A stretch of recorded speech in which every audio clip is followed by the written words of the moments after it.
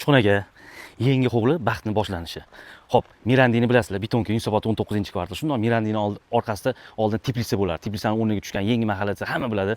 Juda chiroyli, mana ko'chalari keng, 2 qavat, naryolarni kirsangiz, anu xos qiladigan mahalla bo'lgan. Xullas, shu yerda 64 sotuv, 7 ta xona, 4 ta sanuzli uchastkamizga chiqqan. Hozir sekin bu yo'llarni ko'rsataman. Bismillah, mana niyat qilganligim mana shunaqa chiroyli qurilgan, juda yaxshi sifatda qurilgan ko'ryapsizlarmi? 64, 7 ta общий xona.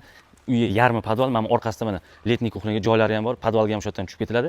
Uylarning ichini tushuntiraman endi. Kiruvchi katta hol, 370 metrlardan oshxonani ko'rsating mana. Oshxona katta keng, juda zo'r qurishgan, lekin haqiqatda suv elektr bilan chiqqan zali qaraydi katta kengligini. Mehmonlarni qo'yib o'tkazib, bu to'g'risida kirgan odam xos bo'ladi. Mana bu yog'imizda spalning o'zining sanuzllari bor. Suvdan elektrga chiqqan. Mana bu yog'imiz mana общий sanuzl. Mana bu yoqda detskiy ham xona qilgan, oynalari ham bor qaragan. Tepaga chiqamiz. Xo'p, ikkinchi qavatga chiqamiz. Xo'sh, bu yerda boshlanadi. Bitta spalni ichida o'zining sanuzli bilan. Tepa sanuzl.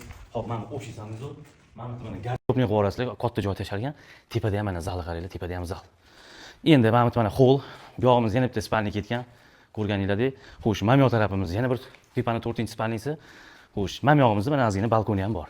Bemalol tabiat zo'r, xullas havola yaxshi. Общий bir 500 kvadratga yaqin ekan, pishgan qishlarda bo'lgan.